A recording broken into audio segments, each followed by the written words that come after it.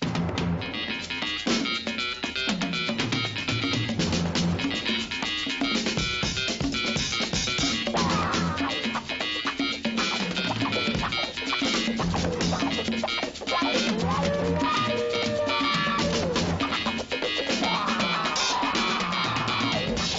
Streets of San Francisco, a Quinn Martin production.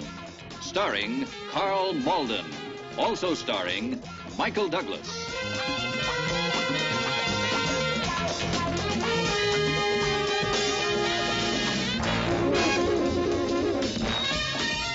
With guest stars Lou Ayres, Albert Salmi, Clint Howard. Special guest star Joyce Van Patten.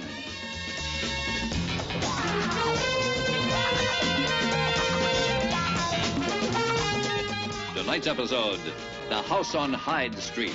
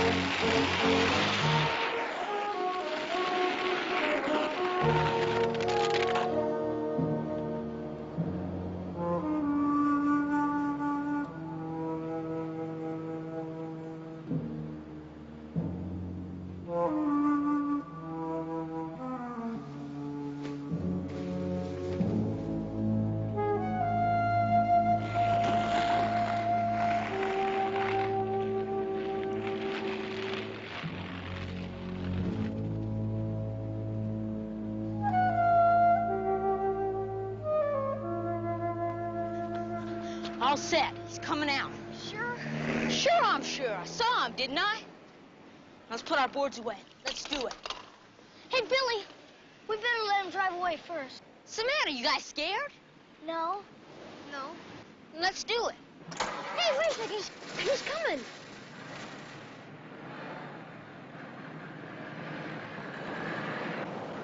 Act like he's not there.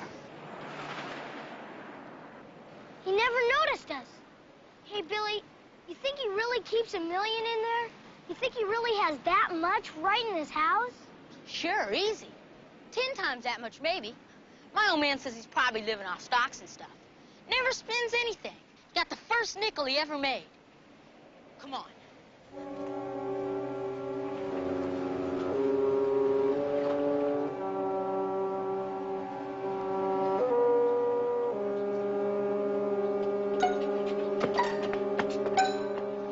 Come on, Mark, get up there.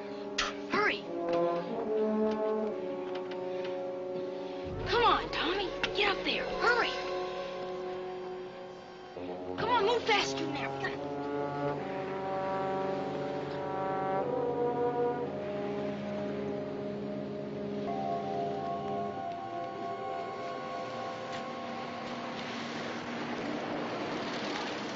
When we get inside, how do we know where to look?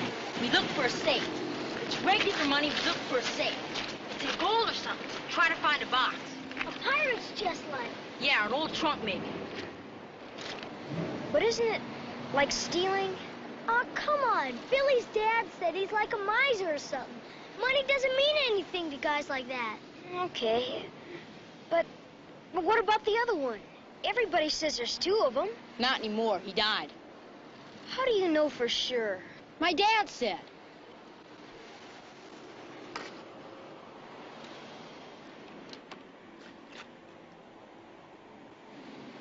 Let's go. I don't know. There's nothing to be scared of. He's gone. But shouldn't somebody stay here in case he comes back? Chicken.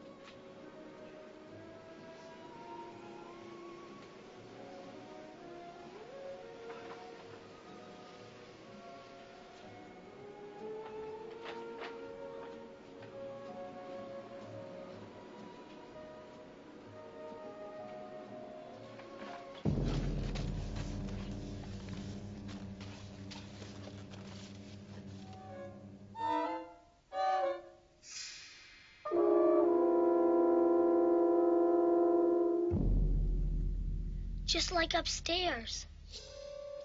Guy must be crazy, all right. Keeping all this junk. We're not going to be able to find any safe, Billy. Not if we don't look. Still scared, aren't you? I just keep thinking about what your dad said, about that girl they found before. I told you, the guy that did that's dead. Besides, that was when my dad was still a kid. Come on.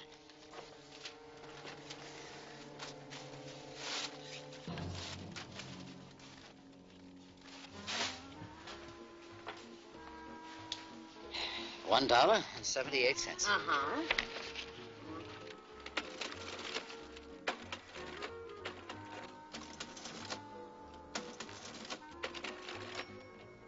$1.78. You.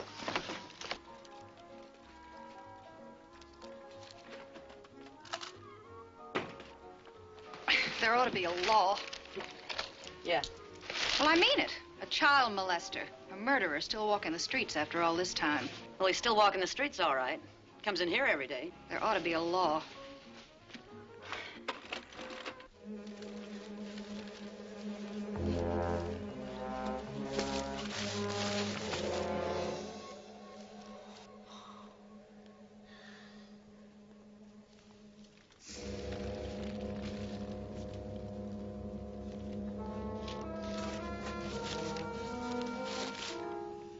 In case you meet any more bears.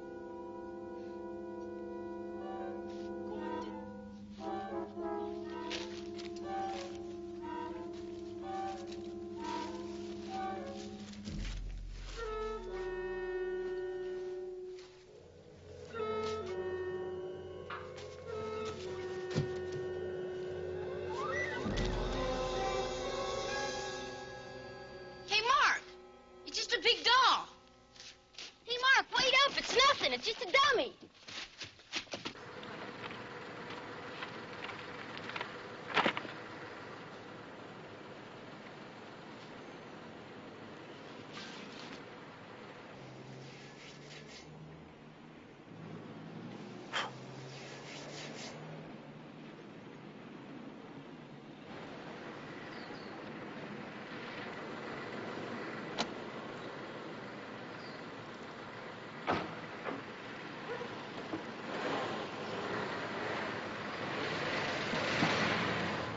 Let's get out of here, okay? But we gotta find the money. There's no money.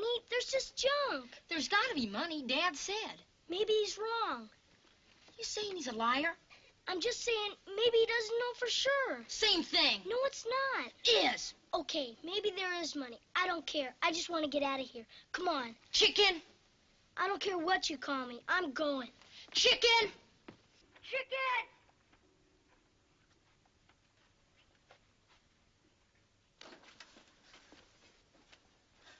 What's the matter now, Chicken? Quiet. I heard something. What? I don't know. Like somebody walking up to that door. I don't hear nothing. Shh.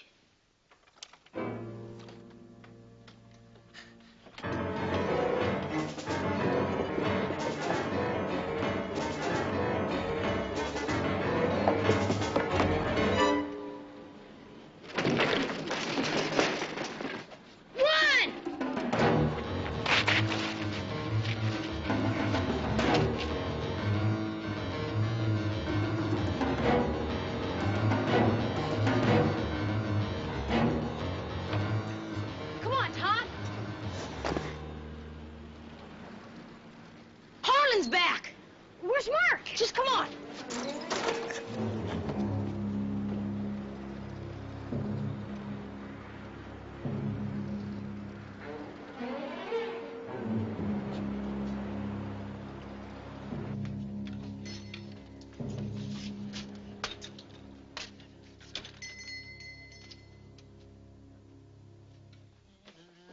Tom? Tom?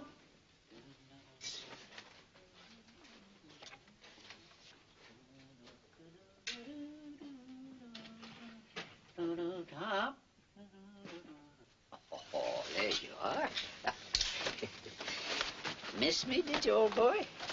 Uh-huh. Well, I got your supper. Yes, sir. And your favorite this time. They have it back in stock. Oh, and I got something else.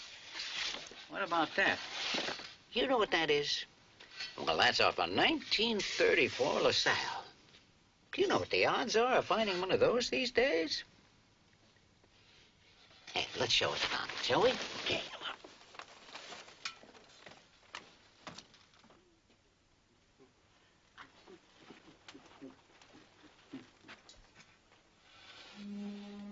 Oh, must have forgotten to lock it. Donald? Donald?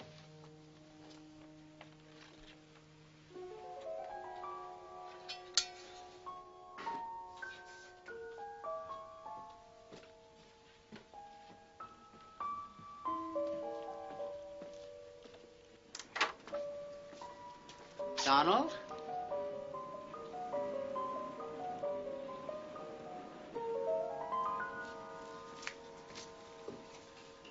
Donald? Donald? It's all right, Donald. I'm home. I'm...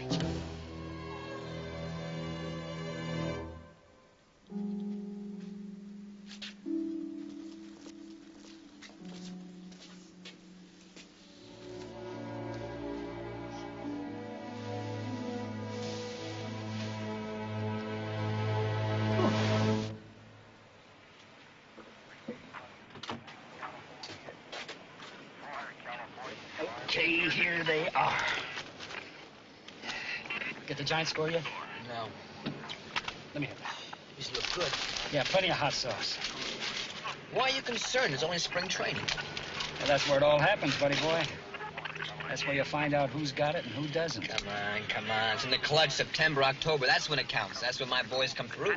Your boys. This is the year of the Giants. Possible 288 at 2331 Leavenworth. Repeating, all units possible 288 at 2331 Leavenworth. Units in the vicinity to respond. Northern 1, Northern 2, come in. Inspectors 8-1. We're at Leavenworth and Bay. We'll respond. 10481. See the woman, Mrs. Dunham. 10-4. Still don't know how you do it. What? How you pick up the clothes while you're listening to something else and talking at the same time. Crime against the kid. You don't forget that one. Come on, move.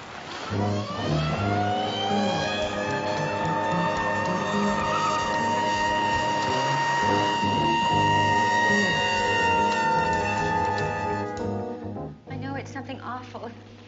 He'd never stay out this late. Mark's always here when I get home from work. Now, what time is that? 5:30. I get off at 5, stop for groceries, and Mark's always here.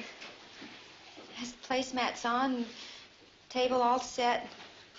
Ever since his father died. You say he usually plays with the same boys every afternoon? Yes, but I asked them both. They didn't see Mark today. Well, maybe we ought to talk to them anyway. Well, what do I do? What if you can't find him? Mrs. Dunham, we're going to have the whole neighborhood searched. We'll put out an all-points bulletin, and we'll give you a description of missing persons. Oh, no, something's happened. Now, you said the names were Billy Rudolph and Tommy Cochran. Yes. What do I do? Go with you? Stay here? What? Oh, my God. I know it's something terrible. You wait right here, Mrs. Dunham. We'll keep in touch every hour. You have a family doctor. Why? He could prescribe something for you to relax. I don't want a doctor. I want my boy. Not your fault, Donald. It was mine. I shouldn't have stopped for that dang old hubcap. I shouldn't have been out poking around like that anyway. I should have been home here with you, where I belong. So don't go blaming yourself. It's not your fault. Nobody's fault, maybe. The way the world is.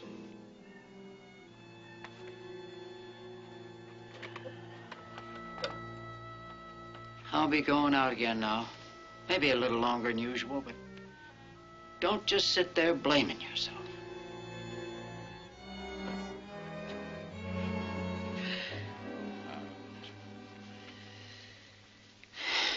Well, no use putting it off any longer, I guess, Tom.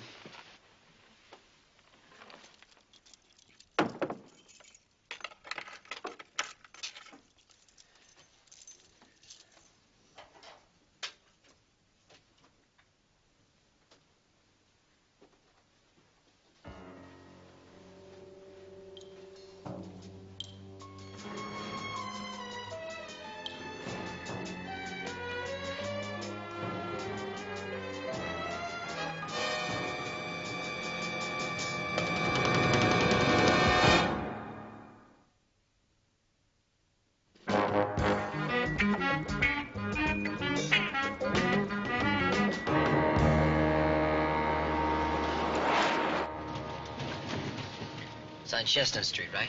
Yeah. Turn left. 1637, about a block and a half down on your side. Now, which kid is this? Billy Rudolph. No, sir. I didn't see him after school today. Are you sure, Billy? Wait a minute now, just hold on. What's it take? He said no already. Look, the dame lives alone with the kid. I mean, she's got nothing to worry about but the kid. He's almost 13. I mean, he's not a baby anymore. You get what I mean? You can understand how his mother's concerned, can't you? It's after 11 o'clock. He hasn't called. If that was Billy... It wouldn't be Billy. Once is enough, right, Bill? Yes, sir. Did you ever do anything like that, Billy? Stay out and not tell your mother anything about it? Lieutenant, Joe is right. Just once. What happened? Where did you go? I don't see what this has got to do with anything. If there's anywhere the kids can go and play and forget about time, we'd like to take a look at it, that's all. It was last year, Lieutenant, when he was playing around that old house. What old house? The one on Hyde Street. You know, where those two brothers locked themselves up a long time ago. What was their name, Joe? Yeah, it was Edgerton and a couple kooks. The house is near here? Oh, yeah, right on the corner, a couple of blocks. Do you boys like to play there? I guess so. I guess they do. Otherwise, you wouldn't have caught that whipping, huh? I don't go there anymore. What about Mark? I don't know. Well, you go to school with him each day. You see him. He would have told you whether he went up there or not. I don't know. Look, you guys are not grilling some hardened criminal, you know.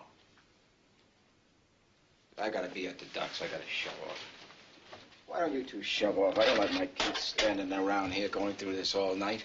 Mrs. Dunham doesn't like going through it all night either. Maybe your son can help. Okay. Billy, if you know anything, I want you to tell these men. Do you hear me? Billy, did Mark talk to you at school or on the way to school about going to this old house this afternoon? If he did, he might have gotten hurt, Billy. He'd want you to tell us. I think so. You think so? You think so what? I think he said something about going up there after school. But I told him I couldn't go. Me and Tommy, we both said we wouldn't go with him. I told him about what you said about it being dangerous, about the girl they found there. I told him not to do it. The girl they found there. Oh, yeah, that was a long time ago. She was, you know, and her neck was broken. Oh, isn't that right, Joe? That's right. One of the brothers did it, and they never made him pay for it either.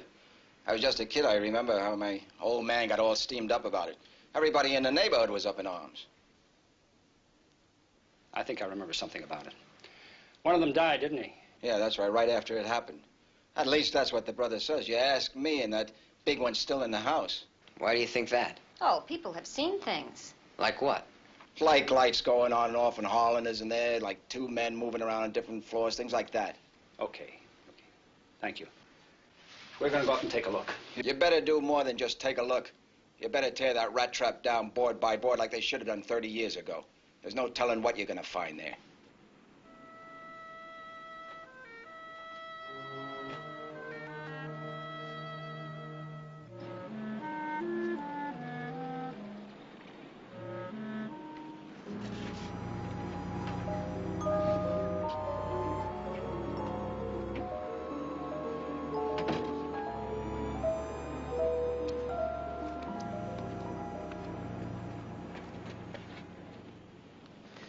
Want to stop by and see that other kid, Cochran? Oh, let's talk to the old man first.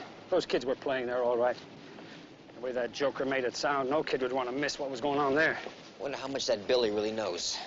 Well, he knows enough not to tell the old man the truth. Hey, what a way to raise kids, huh? Spook stories and spankings. Was there any truth to that story about the girl? No, nothing anybody could prove.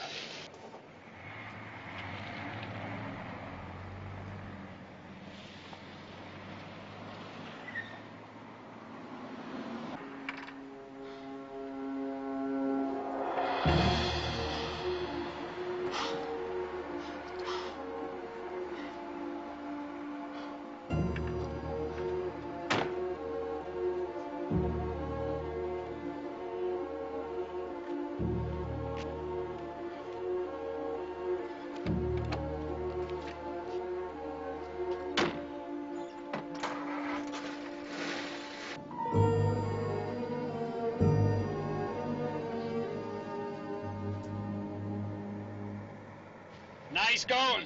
Not so loud he may have seen my Yui. That's different. Our U-turns are fringe benefits. His are illegal. Well, this has got to be it. Well, it looks kind of creepy. Huh. Stick. What? The architecture's called stick. You can tell by those bay windows. See how they're squared off? Must be 1885 or 90, maybe. But you just put that down in the report. Observations like that are going to get you right to the top of the department. Hey, you know that old car that just made a U-turn? Yeah, the station wagon? The Woody, yeah, it was parked right here. Vintage house, vintage car. What do you think? Well, I think I'm going to write that in the report myself. Come on, hang with it.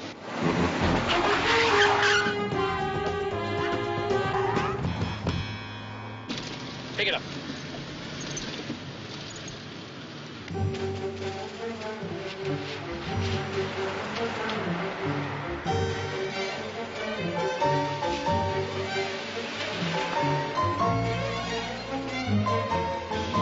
Hang with him. Let's see what he's up to.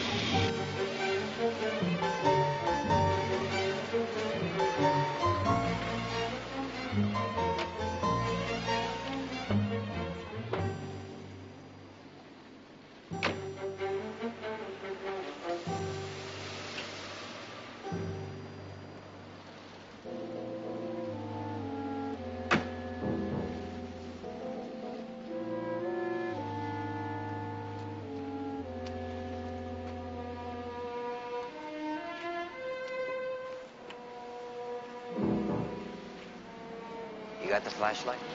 Yeah. Take it easy.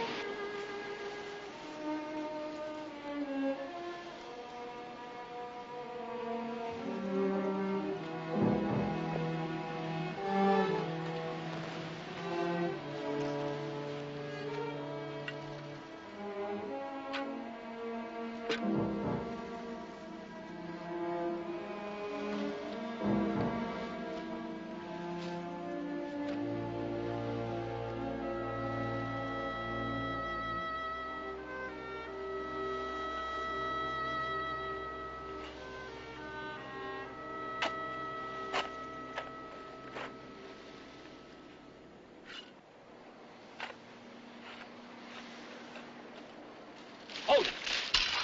Drop the shovel. Are you Edgerton? Harlan Edgerton?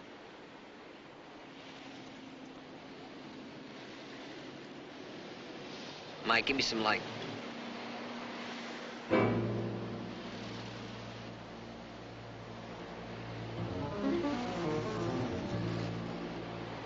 What are you up to?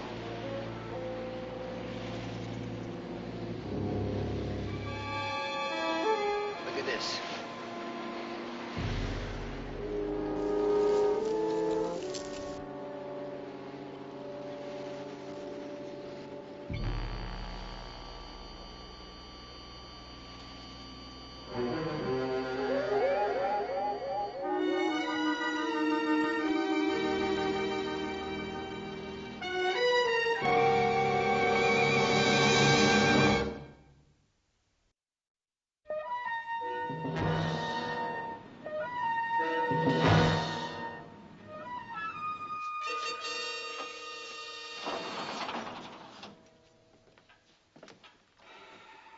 Mr. Edgerton, this is Mr. O'Brien. Mr. O'Brien is with the district attorney's office. Mr. Edgerton, I understand you don't want to speak to anyone. You have that right, of course, but I wanted to be certain that you've been made aware of the charge against you. The charge is murder, Mr. Edgerton. Are you aware of that? Mr. Edgerton, we're not trying to force anything out of you. All we want to make sure is that you know what is happening to you. You're going to be tried for the murder of that boy, Mr. Edgerton. Do you have an attorney, or would you like the court to appoint one for you?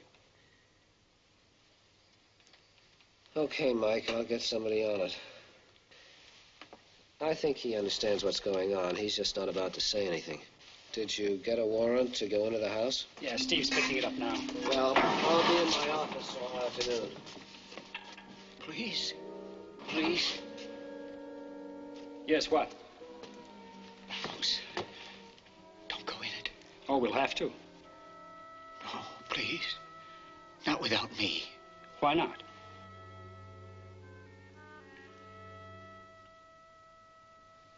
I'm sorry, Mr. Edgerton. Let me go with you, please. Nope. You're going to be here for a long time. How long? Well, you'll be arraigned tomorrow. We'll schedule a hearing sometime in the next 8 or 10 weeks, and the trial will be for several months. No, you can't do that. He needs me, and I... Who? Who needs you? My cat. My cat needs me. Your cat?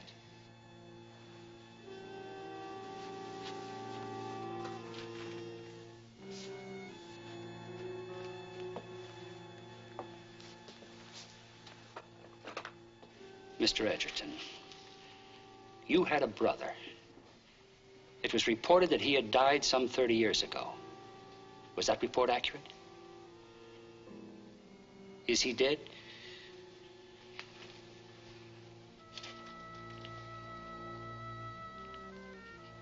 He's been alive and living in that house all these years?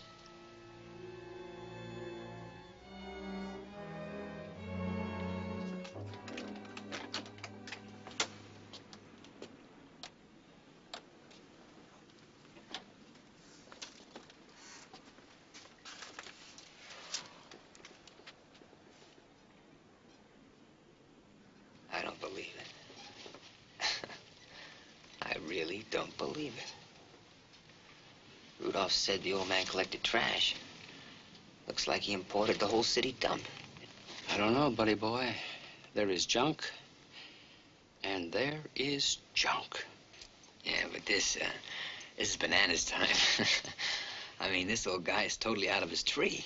And my guess is that when his brother wouldn't go out into the world, Harlan decided to bring the world into him. Yeah.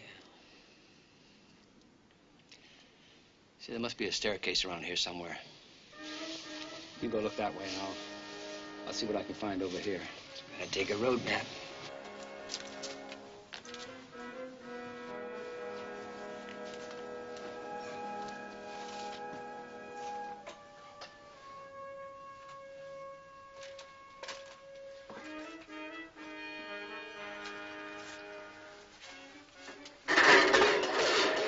Mike! Don't worry. Some cans fell over.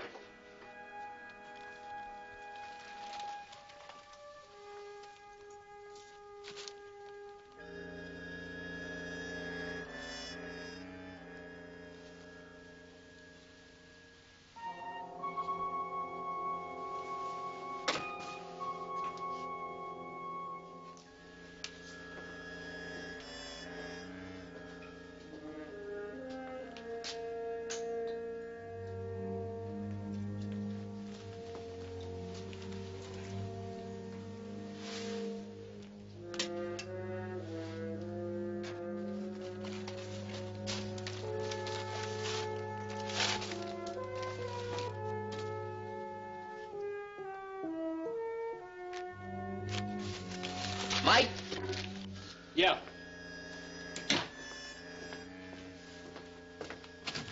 Mike? Hmm. Found the stairs. Found these two. What's that? Road maps.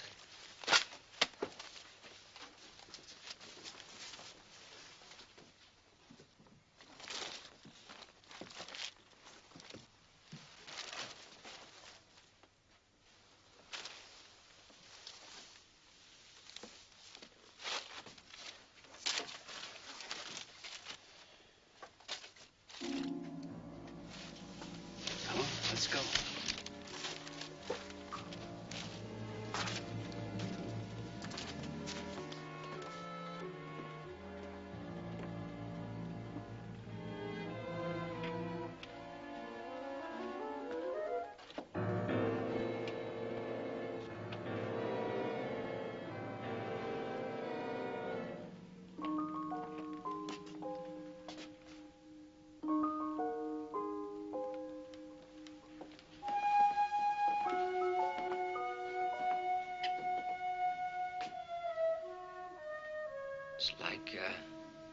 It's like a boat in a bottle.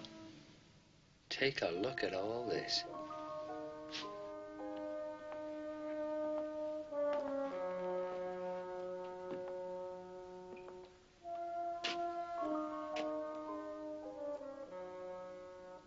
It's a playroom. King-size nursery.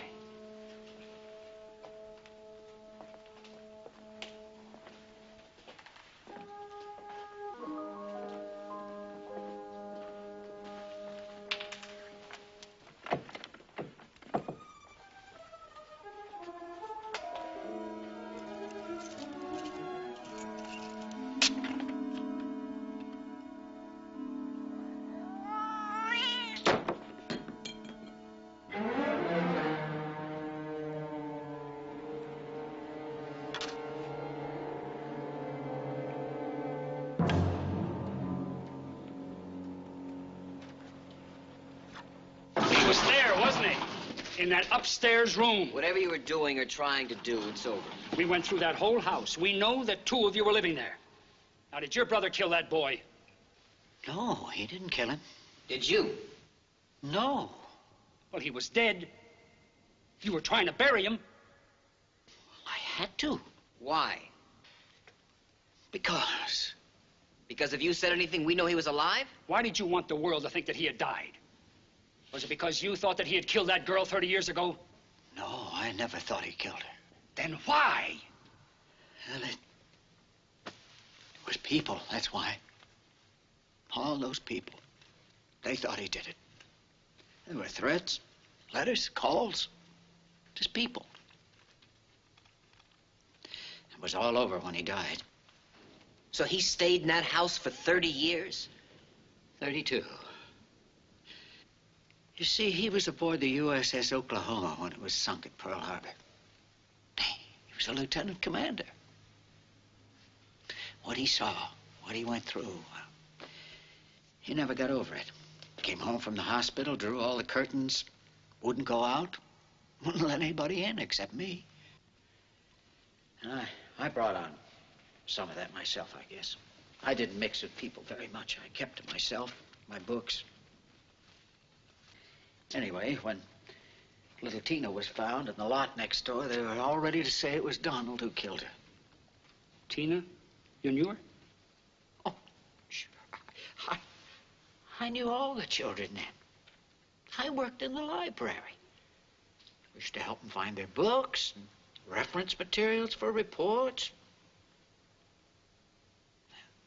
People put that together along with Donald's size and his strength and his strangeness.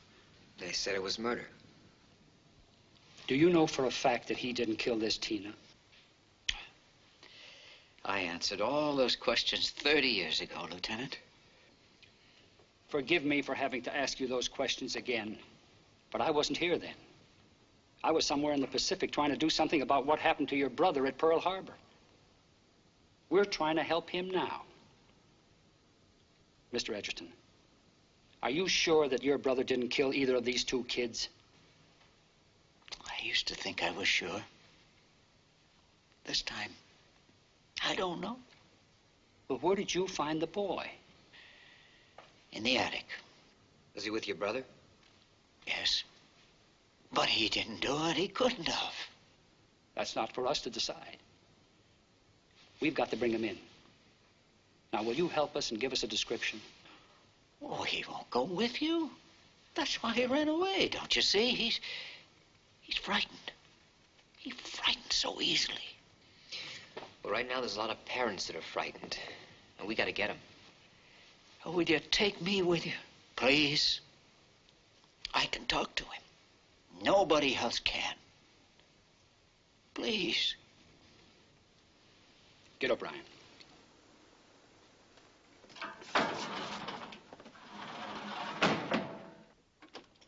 Still alive? I've got a copy of his death certificate. Harlan bought it. How? Family doctor listed a heart attack. Then Harlan and his brother gave him the entire inheritance except for the house. The file says there was a military funeral. Was that fake, too? Bronze casket loaded with 200 pounds of National Geographics. I don't know, Steve. The funeral he was preparing last night was for real. Whether he killed that boy or not, he's an accessory. Jerry, look. The story's hit the papers already, right?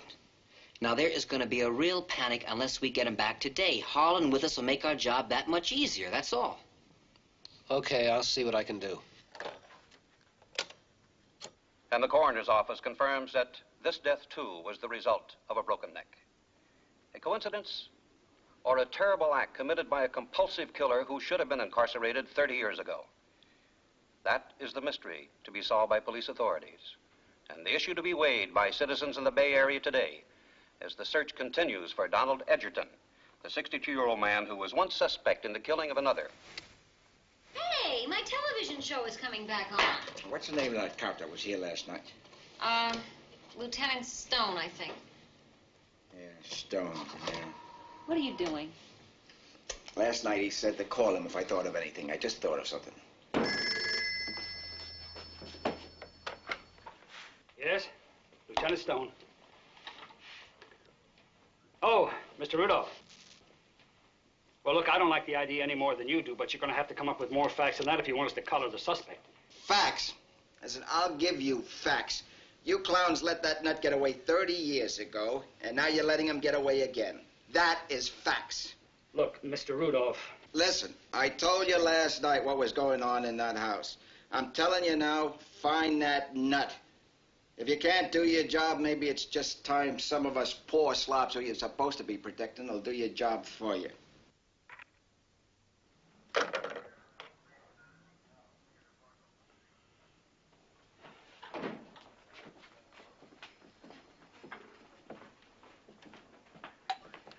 Listen, I got something Never here. mind. Just got a call from Rudolph.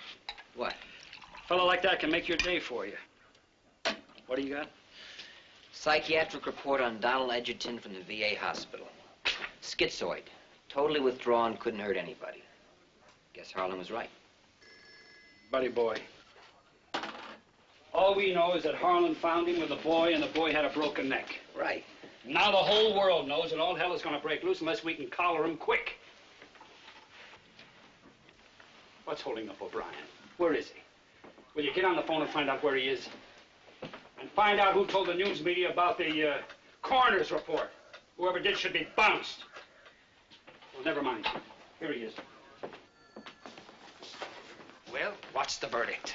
The DA chewed on it hard, Mike. And what did he spit up?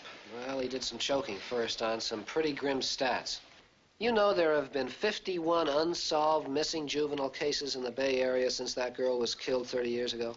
Now, wait a minute, Jerry, wait a minute. Are you saying he's a suspect in all those cases? The public is. I got an earful from that kind of public. The point is, you don't have a case without a suspect. And Harlan is the guy that can help us. The point is, people are going to be screaming for the DA's head if he lets you just waltz another Edgerton brother out of his cell. You saying we can't have Harlan? Not officially. What does that mean? It means we've set his arraignment up from tomorrow afternoon to 5 o'clock today. Well, how does that help us? Well, it's only 1:30 now. Someone has to escort him from his cell in the basement to the courtroom on the 4th floor. You think you can manage that between now and 5 o'clock? Bring the car to the side Right. entrance. I'll get Harlan. You know, you ought to really practice law. You know that, O'Brien? You have a cute way with words. So now it's going to be my head somebody's going to be screaming for if this gets out, right? Officially. Oh, of course, officially.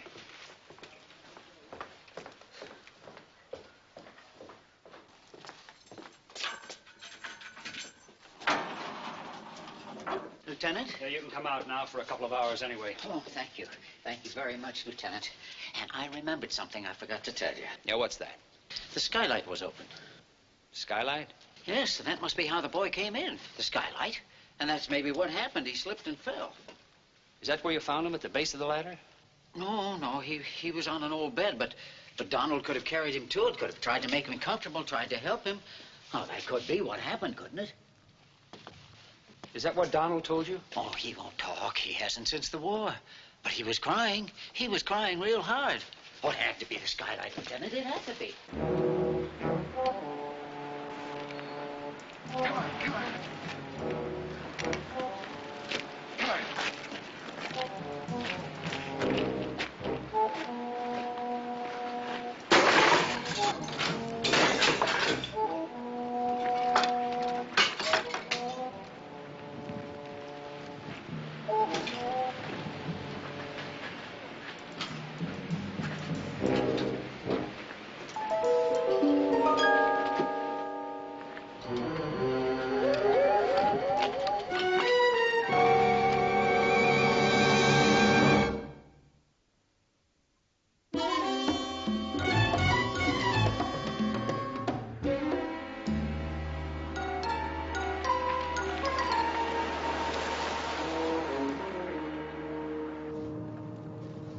Don't stop.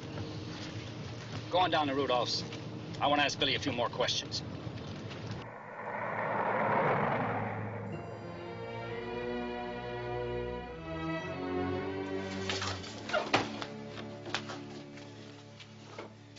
Hey, Joe, look at this, an iron girdle. We're not here for that. Well, he knows we're here. Junk. Come on, let's go downstairs and find him. Hey, Joe, come here. You know what they had to do? They had to bring that up here piece by piece.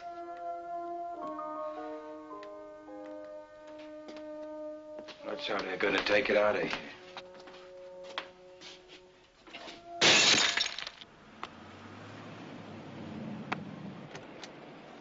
Hey, that was a good catch, Billy. Could I talk to you for a minute? I'll see you later, Billy. Oh, Tommy, I've been wanting to talk to you, too. Will you come here? I'm Lieutenant Stone. There's somebody I'd like the two of you to meet. Billy, you get in the house this minute. Oh, that's all right, Mrs. Rudolph. He's in my custody. I wanted the boys to meet him before he went to jail. Do you mind? Oh, I guess not. Come here. See, he's going to spend the rest of his life in prison unless he can prove that he and his brother didn't do anything to harm Mark. Lieutenant, I don't see Mrs. Rudolph, please. As far as I'm concerned, he spent enough time in prison. The kind people don't know about. Except people who have been in that house, maybe. I told you. I've never been in there before. Tommy, you been there? Mike and I were there. It's different, all right. But there's a reason it's like that. You boys ever hear of Pearl Harbor? You did? Well, Mr. Edgerton's brother was on a ship that was bombed there. It was a pretty awful thing, the kind of thing that could make you afraid. It was so bad that you could become afraid for the rest of your life. That's what happened to his brother. That's why he wouldn't leave the house, because he was afraid. Billy, you been afraid? Everybody is sometimes. That's right. When you're afraid, you don't act the way you normally do you? I guess. When was the last time you were afraid, Billy? Tommy? Was it when you were in the Edgerton house? Come on, Tommy, look at me. Or was it when Billy told you not to talk about it? Lieutenant, I really don't see what this is all about. Now, I know you're calling Billy a liar. Well, I'm going to tell you what it's all about, Mrs. Rudolph. I'm afraid. I'm afraid that these two boys are going to wake up someday and become men and remember what they did to this man and his brother. And then suddenly realize who the real criminals are, and I think you ought to think about that, too. Well, okay, fellas, that's about it, huh? Billy, we gotta tell him. We gotta. Now, you were there with Mark, weren't you? I don't know what happened. I was up on the roof waiting, and I went in a long time. And then I heard this loud crash, and Billy came up alone. Up the skylight? Yeah, and Billy said that if I ever told... It was an accident, Billy. It was an accident. We saw him and we ran. And Mark fell off the ladder. I didn't wait for him. I was scared.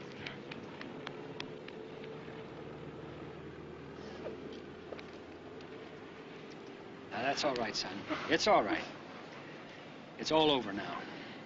No. Joe and some of his friends. They went to his house to find his brother.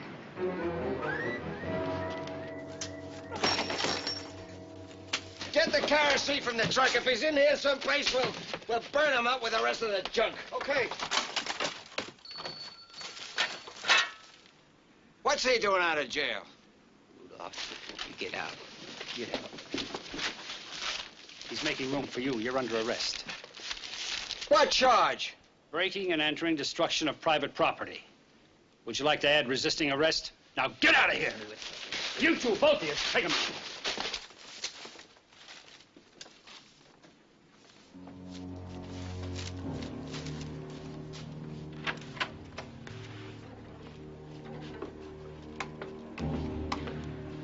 Harlan!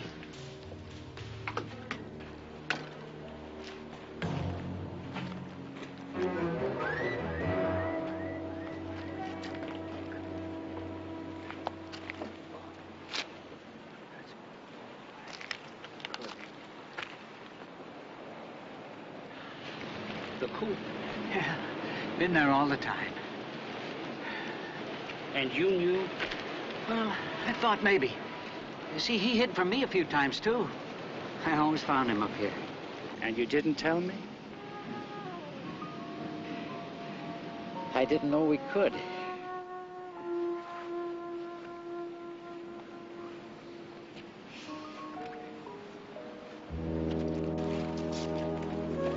Donald. It's all right, Donald. It's all right. He's a friend.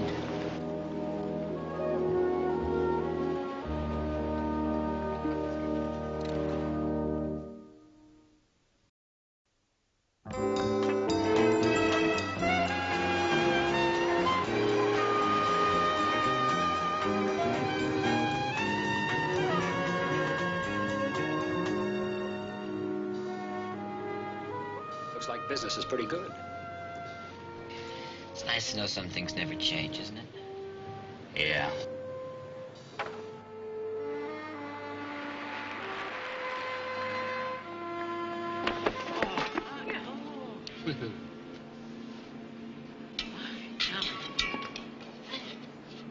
Yeah, we got a whole bunch of other stuff. Nice to know some things change, too.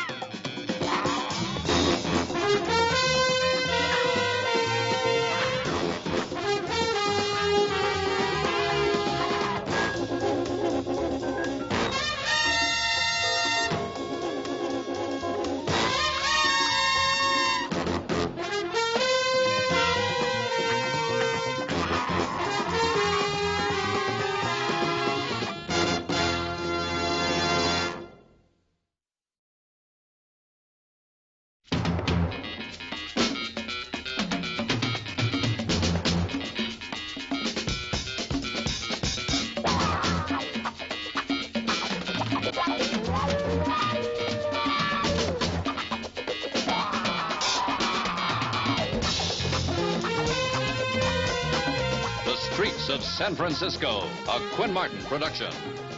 Starring Carl Malden. Also starring Michael Douglas.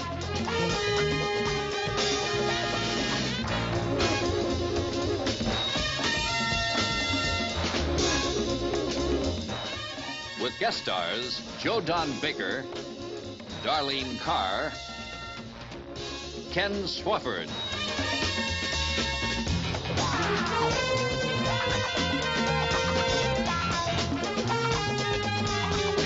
Tonight's episode, Beyond Vengeance.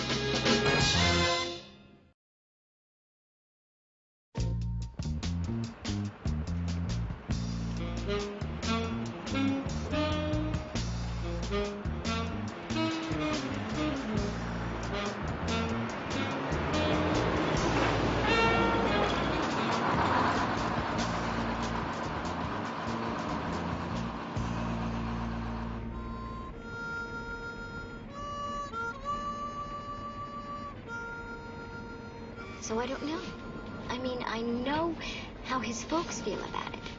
But I told him to change his major. What do you think?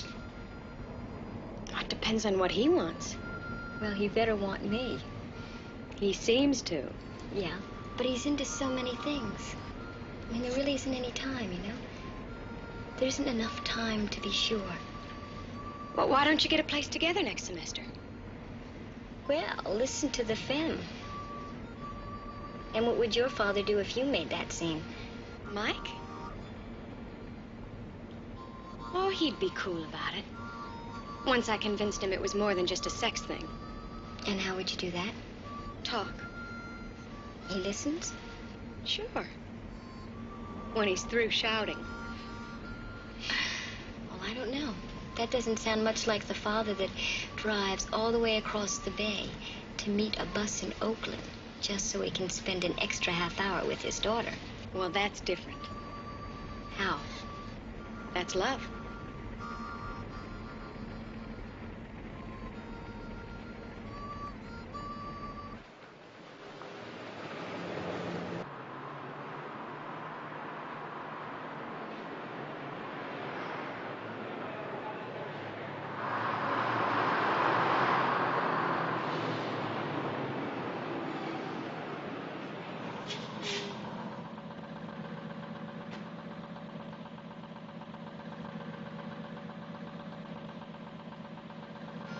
Come on, let us take you home from here. No, you go ahead. I can use the extra time to think. I might not have much when I get with Mom. Not after I lay it all on her, anyway. Okay. But listen, if she's not there, or if she is and it gets to be a hassle or anything, just give us a call. There'll be plenty of tuna casserole. Thanks.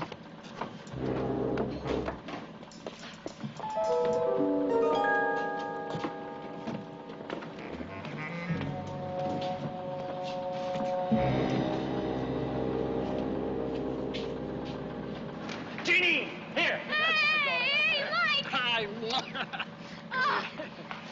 Oh, let me take a look at you, sweetheart. Sometimes I forget how lucky I am. Oh, hold your praise, kind sir. I think I blew a couple of finals. But a couple of finals I'm not going to worry about. But if you had ended up looking like me instead of like your mother, we would have had big problems, wouldn't we, huh? What about your roommate? Isn't she coming? Oh, she had some things she wanted to work out. Wanted to be alone before she got home.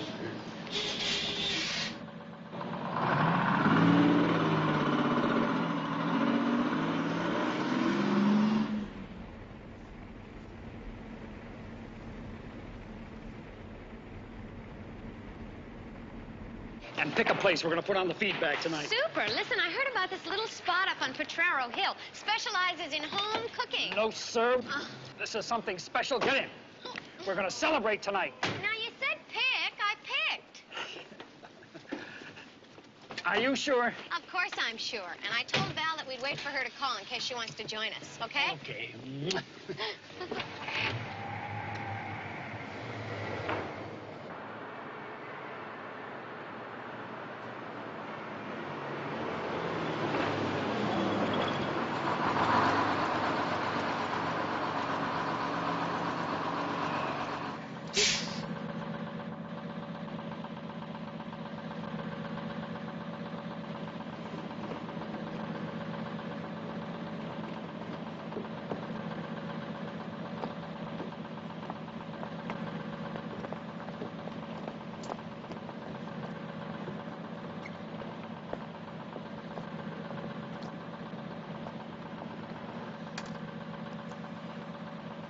Main depot, miss. San Francisco.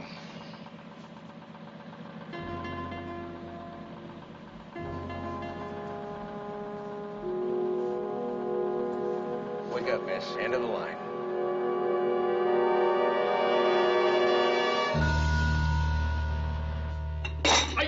Whoa! What happened? I burned my finger. Trigger finger? The one I type my reports with.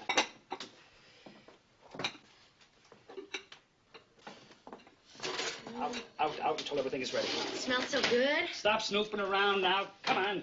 Wait a minute. You said something about wine. In the fridge. Chilled, huh? Must be white. White must be fish or fowl. Everybody in this family's got to be a detective. Scampi? Will you take the wine and get out? Lobster thermidor. King crab de glaire?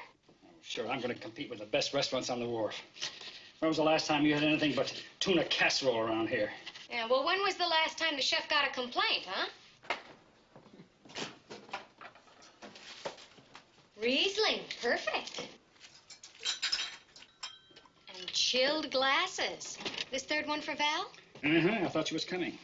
Well, she didn't call. I guess everything's all right. All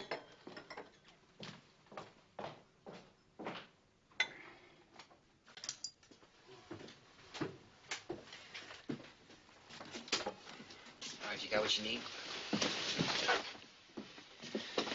Send me the prints as soon as possible, will you?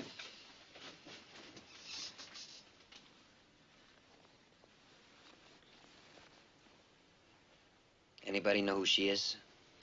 Name's Valerie Mercer. Lives 3 blocks from here. Born February 10th, 1954.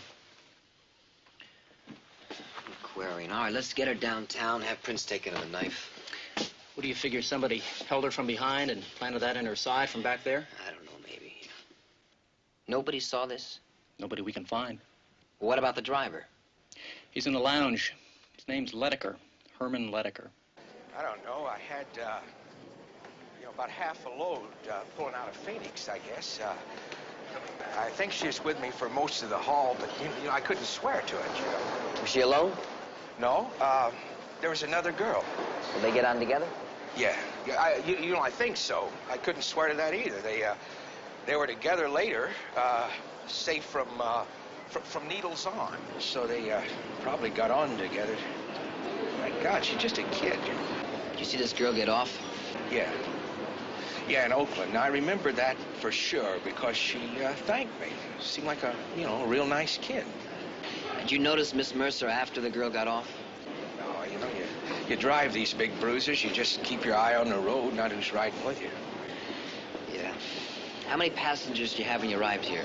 Oh, 6, 7 tops. Did you catch any names, faces, anything? This ain't no champagne flight with reservations. People get on, you see hands and tickets. They get off, you see backsides. Yeah. So the only other passenger you remember is this other girl, right? Yeah. You want to give me a description of her, please? Well, she didn't look like no killer. Was she young, old, light-haired, dark-haired, what? Oh, about 18, 19, college girl. Dark hair, blue eyes, no real knockout, except when she smiled. She had a real nice smile. Wait a minute. Did you say this girl got on in Phoenix? Yeah, I think so. Now, isn't Arizona State right near there? Yeah, it's in the suburbs of Tempe. Come on, Mike. You're not really going to get uptight about it, are you? No, I'm not uptight. I just didn't think it was something you were interested in, that's all. Not a woman's field, you mean? Well, yes, No, look, there's no reason a woman couldn't build bridges and buildings like a man, I guess. It's not just building things. It's planning. Environmental architecture. Master plans for communities. Cities, even. I guess we can always use a lot of planning, couldn't we? You hate it. No. You do? No, I don't. If you can get to like my tuna casserole, I guess I can get to like the idea of you being an architect. Oh, I'll get it. Could be Val.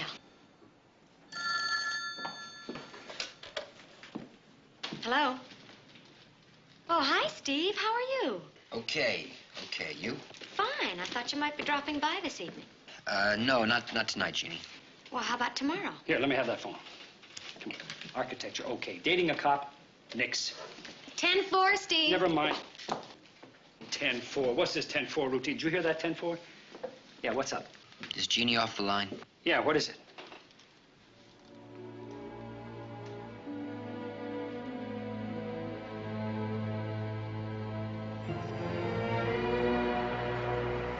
Okay, Norm, just stay there. Let me know what happens, right?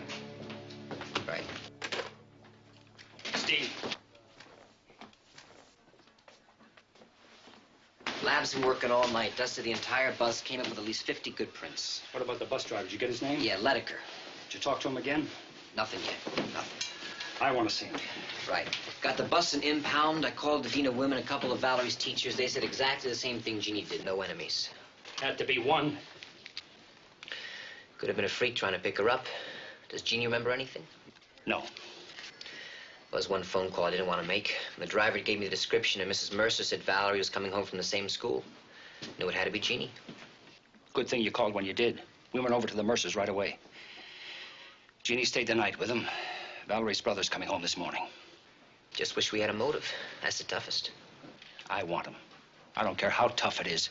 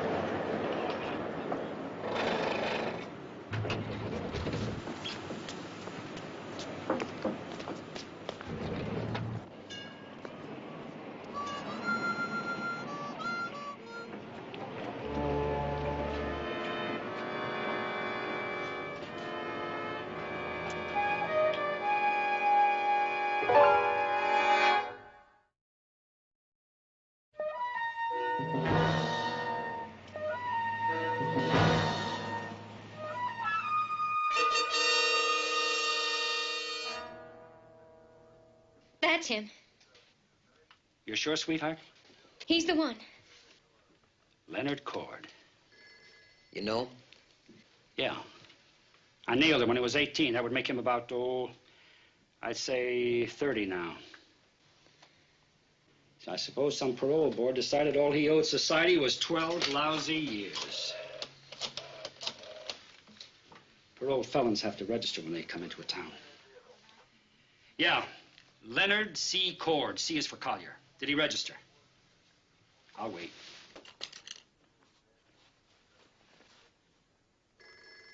I'm here. What's the address? Well, now, wait a minute. That's too far uptown for this creep. Okay, thanks. Want to make a house call?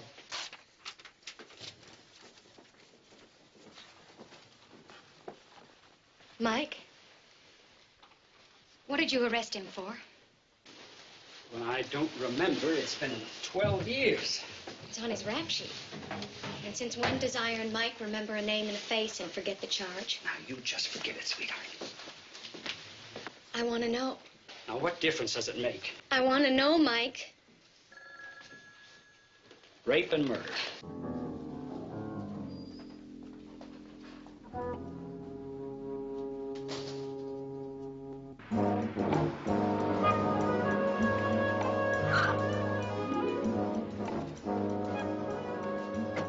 Got a number on the unit?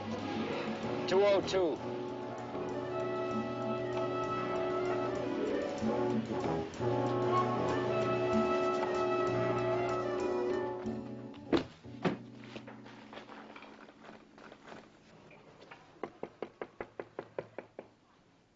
Who is it? Police, open up.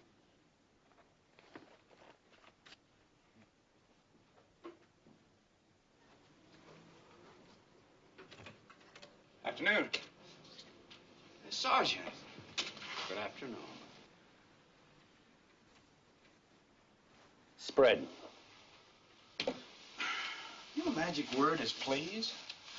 Just please. Get his jacket.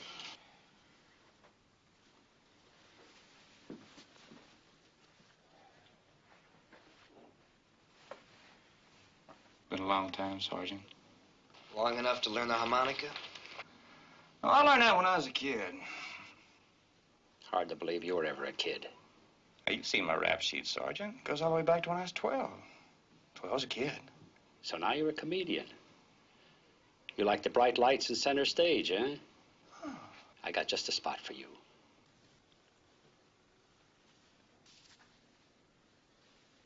All right, feet behind the black line. The gentleman with a hat on, would you take it off, please? Don't think you were wearing it before.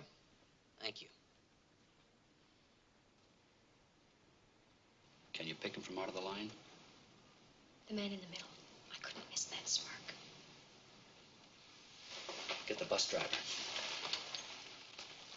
How can you be so sure? Because he was almost as close to me as you are. I told you before. Where was that? The streetcar stop. Well, what about the bus from school? Well, sure, there too. But the make you gave me came from what you saw at the streetcar stop. Mike, what's the difference? He was on the bus, he was on the streetcar. The murder was on the bus, not on the streetcar. Now, if you can't raise your right hand in court and swear to a positive identification, we've got nothing. How can you swear? Well, I can certainly say he was wearing that Mackinaw. Jeannie, baby, the defense attorney would beat our brains out with that kind of evidence. I know it was the same man. So do I. But knowing and proving are two different ball games. Don't worry. We'll see what the bus driver comes up with.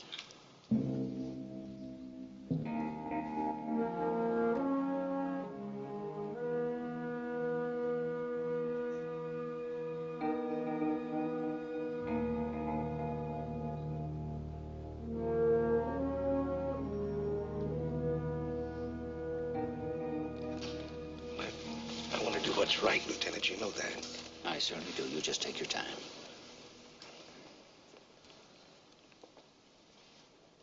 I think it's not any.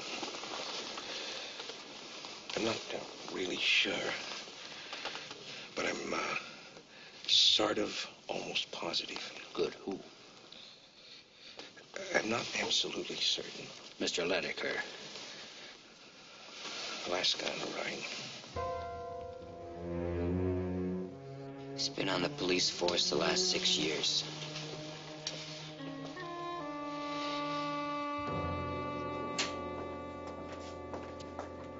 That must be a real bummer. Get your murder case all roped and tied. Just stow it. Right, your playground sergeant. Lieutenant. That's the magic word, Cord, Lieutenant. Congratulations. Give him your jacket. Oh, yes, sir. Whatever's right, sir. Where did you board the bus? Bus? I was supposed to be on a bus? That's right. Phoenix to San Francisco. Came into town at 7:20 last night. Nah, somebody gave you a bum steer, Sergeant.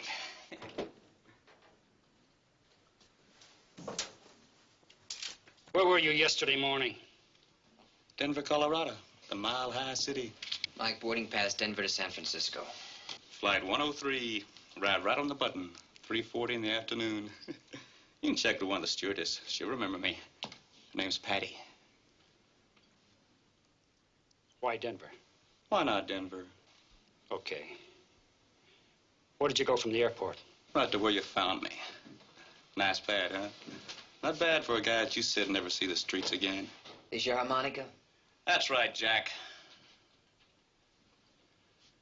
Who is Valerie Mercer? She's a dead chick. She got snuffed on the bus. Papers say. Hey, is that the bus? That 7:20 from Phoenix? Is that the one you're talking about? You were on that bus. Who, me, sir? No, sir. Oh, yes. You were playing the harmonica on that bus. Same song you're playing on the streetcar. Oh, do you mean to tell me there's some dude on that bus with a harmonica like mine? He's playing the same hymn? Amazing Grace? Well, ain't that some small world? What were you doing on the streetcar? Soaking up the sights, Sergeant. It's been a long time. It's been 12 years. Well, I guess that ought to do it, huh? Okay, if I pick up my stuff. I want you in town where I can find you. Oh, sure. Because you and I both know where you were last night. You killed that girl on the bus. And this time I'm going to slam that door behind you for good.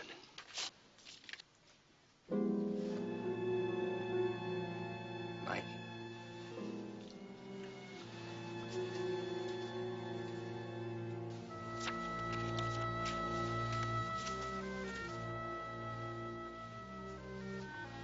Grab those with a telephoto.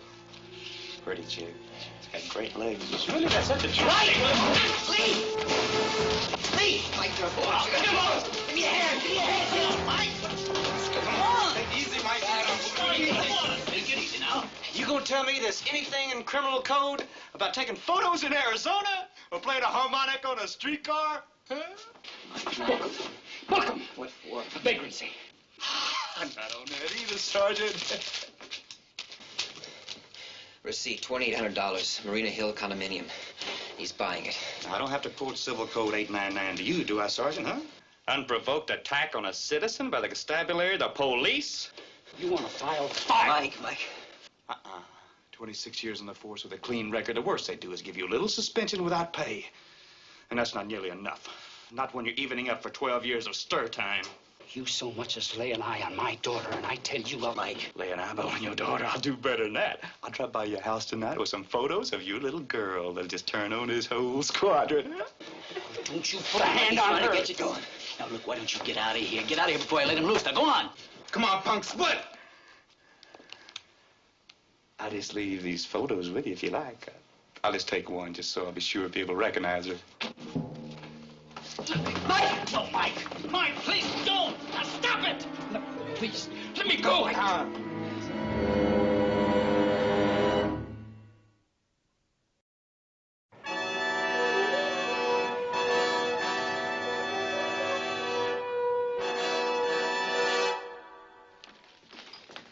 Quentin Gerhardt signed up. It's a 24-hour trail on Cord. But what about coverage on Got Jeannie? 6 guys working off duty. Well, keep on the ward. Right. Yeah. What's happening? Yeah. All right. Thank you. Thank you very much. All right. All right. A, he is buying the condominium. B, forget about the vagrancy. How so? Well, his father died while Cord was in prison. Insurance gave him 10 big ones. 10,000. He also got 2,600 when he got out, built up a lot of points in Q. He never spent a cent, played real good poker, and he peddled cigarettes. Oh, one other thing. Cord bought a used car, paid cash for it. Make and license is on your desk. Steve, Cord has more bread than you and me put together. Legit? So far. Couldn't get hold of the ward and talk to the prison doctor, though. Cord was having trouble with his throat acute. Doctor told me I have to have his tonsils taken out. Cord wouldn't let him touch him. Yeah, Stone. Pricey, what do you got? 1020 from Besieging. Mike's daughter's at the main library. Doing what?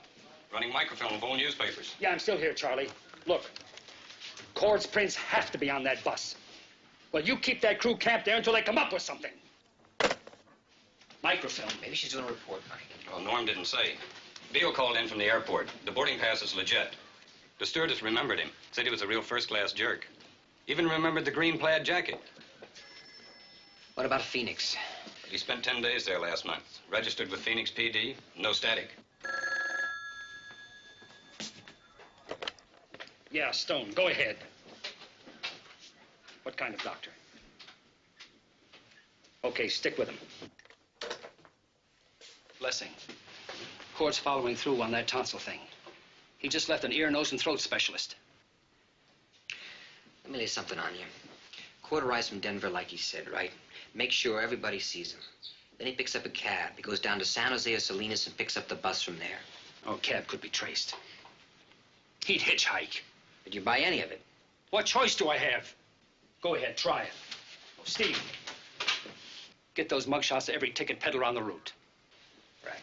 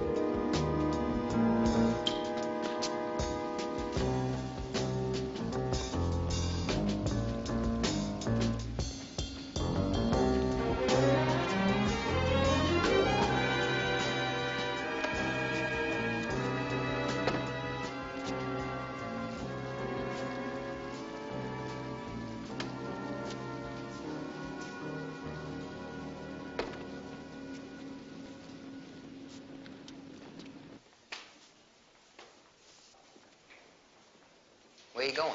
Home. I'm getting Jeannie out of town. What happened? Lessing and Lochner got burned. I put in a new team. Cord recognized them, huh? Larson and Gleason. Who? Law firm. Tough and smart. What, Cord hired them? Yeah. Olson's gonna chew me up and spit me out. Psychological warfare. Can't bust a guy for threatening, you can't kick him out of town. Can't make a move on him. No matter what he's got on his mind, he's had 12 years to iron out the rough spots. Listen, I finally got hold of the warden at Q. Now, Cord spent all his free time in the library. Legal, medical books, psychiatry, you name it. I'm scared. There are 1,000 different ways he can get the Jeannie. He can pick his spot. No, it's you he's after. Get you off the force for openers, then he can deal with you one-on-one. Oh, no. He had his chance to get me when I decked him. It's not Jeannie, Mike. I tell you it is. You saw his calling card. What, Valerie Mercer? That's right, Valerie Mercer. Why would he kill that poor kid? Because he wants more. I tell you, it's Jeannie. It's Jeannie he wants. Are these the ones, sweetheart? It's going to be the safest place, sweetheart. You watch. About 100 miles down the coast. Cap's been retired from the force about a year now. Left town. And there's no way Cord's going to put it together. You just keep the doors locked. And don't drink any of Cap's coffee. Mike, I went to the library. Went through the newspaper morgue. I looked up Leonard Cord's crime. Mike, it was awful. Well, you just forget that you read anything. What he did to the girl. With a knife. How can there be people like that? Now, listen to me, sweetheart. Nothing. Nothing in this world means more to me than you. And your safety. I'm going to stop him.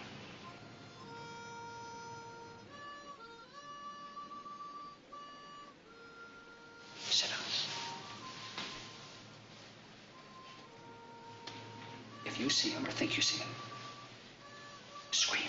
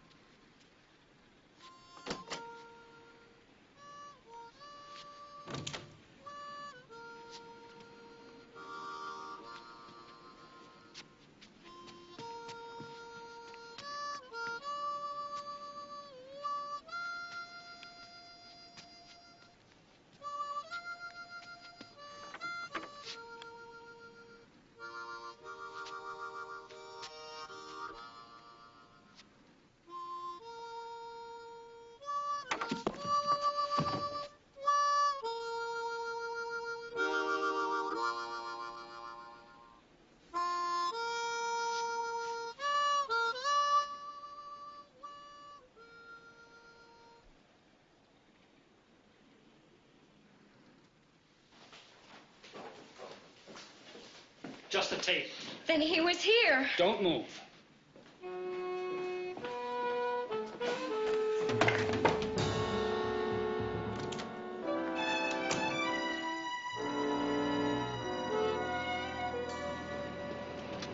Jeannie's room, how did he do it? It had to be when Jean went out. When we were out getting flowers for the Mercer girl. Didn't you check the house when you got back? Oh, we were out looking for Cord, not that thing.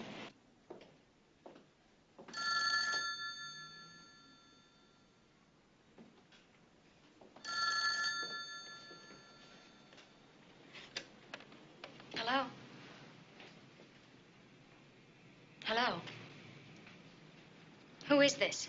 Hey, you sounding good. Such a pretty voice, pretty face. Such a great bod. Leave us alone.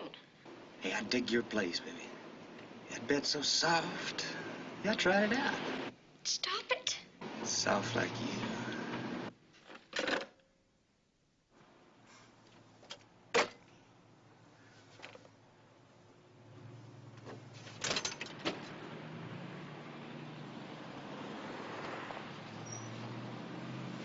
It still reads like harassment.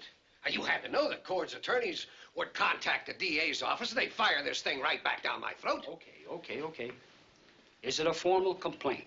Not yet, no, but this is me to you, Mike, and it is formal. I can plead with you on this thing, and believe me, I do, Mike.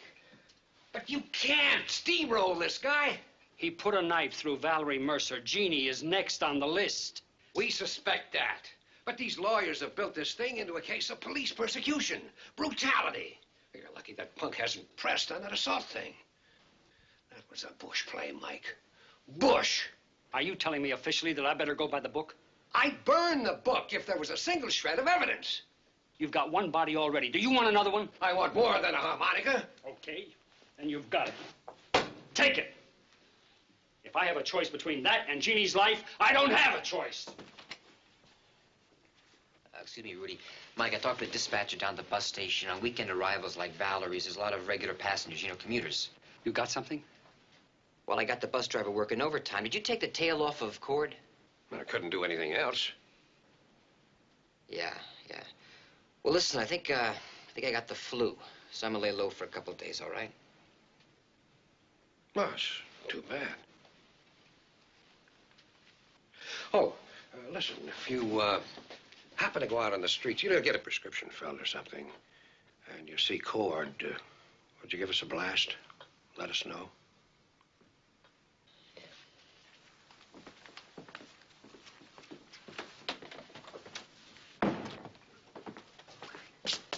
Is you gonna talk to Ledecker? Yeah. Thanks, buddy boy.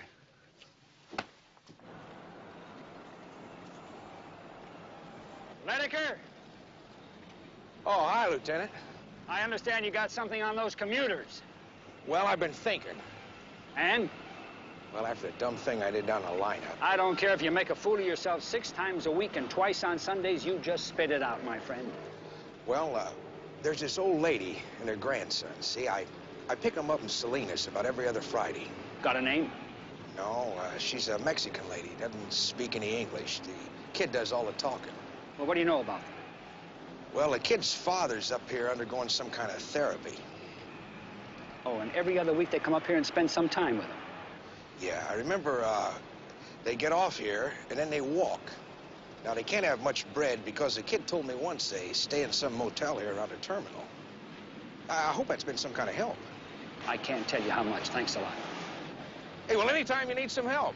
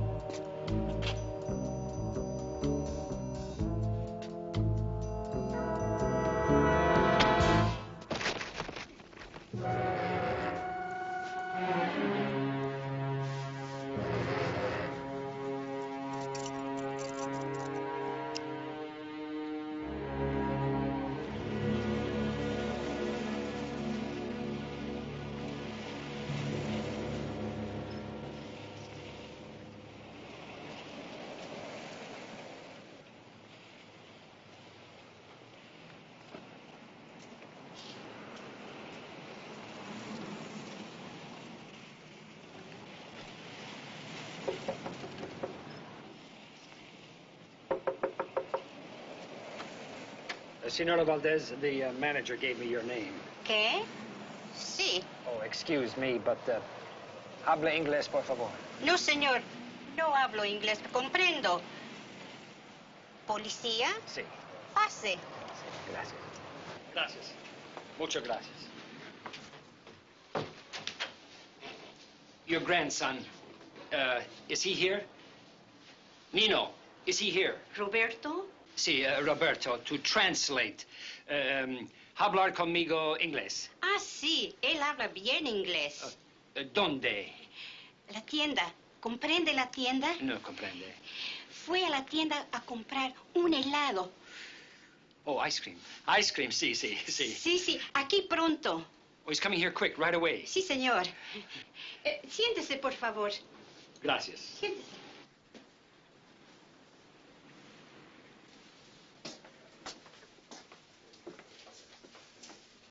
Hi. My name's Cord, Dr. Anton's patient. Oh, yes, Mr. Cord. Let's see.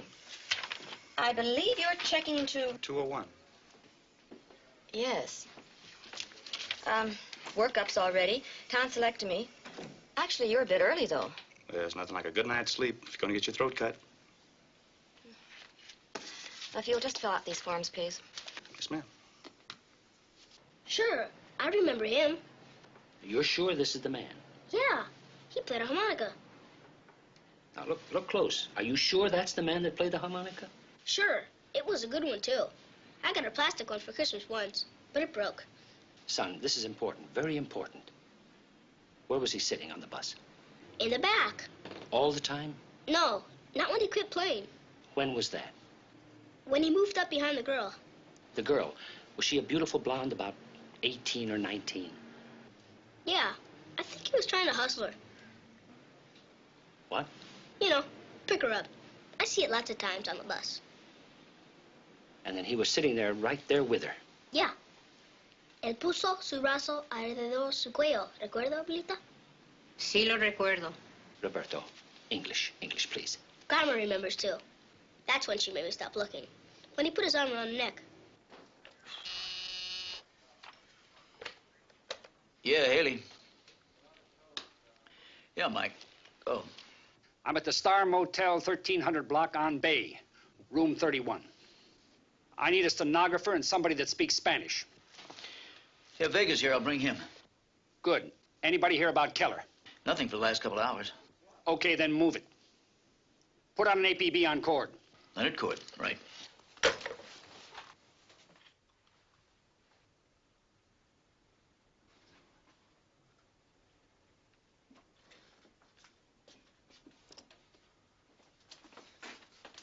Well, I'm glad you could make it. We're a little understaffed, Mr. Cord. And overpriced.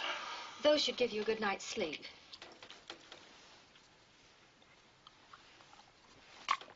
You know, I think we could have done better, you know. If there's anything else... There won't be. Huh.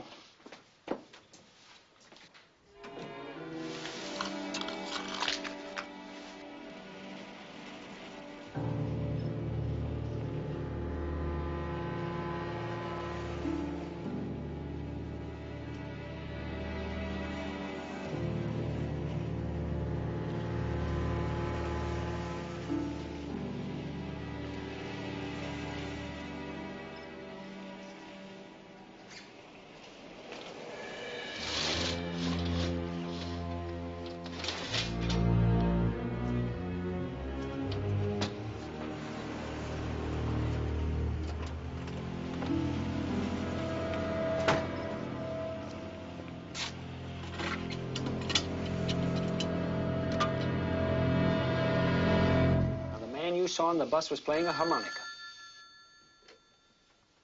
Hello? Yeah. Yeah, okay. Steve just called in from a box phone. Wants you to meet him at the Legion of Honor.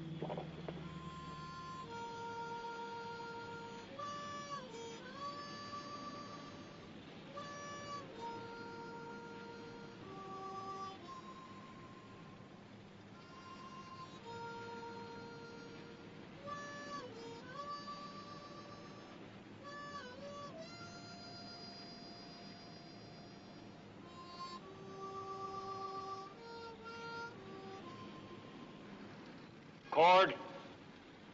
Hey, Stone. Guess who's in the spotlight now, eh? Well, I've wanted you for the past 12 years. You really thought I was after your little girl, didn't you? No way, Cord. Well, there's a way. There's a good way. I had a long time to think it all out. Guess whose gun's gonna blast your guts away, Stone? Uh-huh. And guess whose gun's gonna blast him? Right. Two uptight cops blast each other in the dark by mistake. I got witnesses, Cord, who saw you on that bus from Phoenix. I don't care. There ain't got no witnesses away she died. There ain't gonna be no eyewitnesses here either. Oh, they'll know, Cord. But that's what makes it so good, Stone. That they'll know. But they can't prove. I can prove. I was in the hospital tonight, Stone, sleeping, waiting to get my tonsils ripped out tomorrow. It'll be 2 whole days before they even ask me any questions.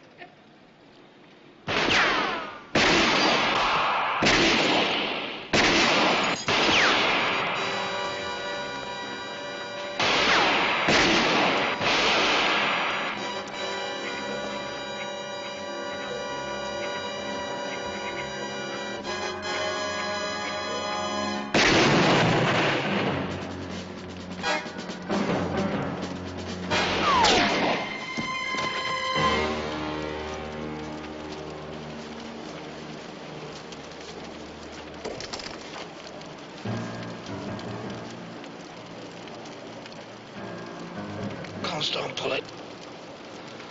I want to go back. It's just not worth it, Stone. Pull it. Yeah, break. I'm going to kill you. Stone, someday I'm going to kill you. Pull it! Stone. Pull it.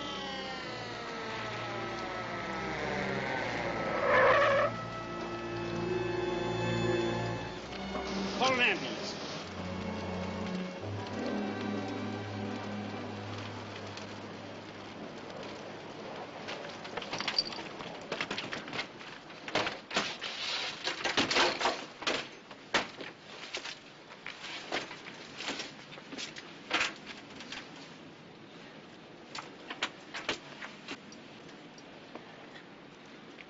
Are you hurt, buddy boy? I don't know what happened. You're okay? I walked right into it. No, that's all right. He had 12 years to rig it. You had 2 seconds to react. Look at me. You okay now? Yeah. All right, give me a dime. A dime? Yeah, that's what it takes. I gotta call my daughter. She's gonna want to know if you're all right.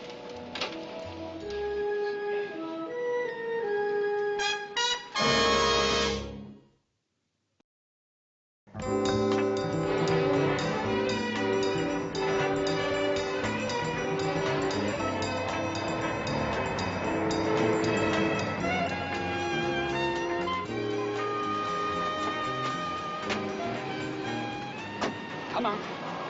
Jeannie? See you, Steve. Bye. Oh. I got it. Bye-bye, Daddy. Bye-bye, sweetheart.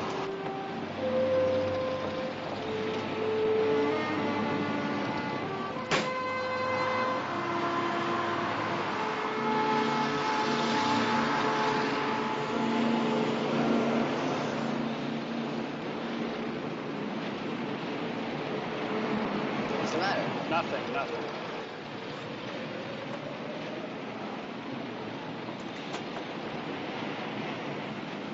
What?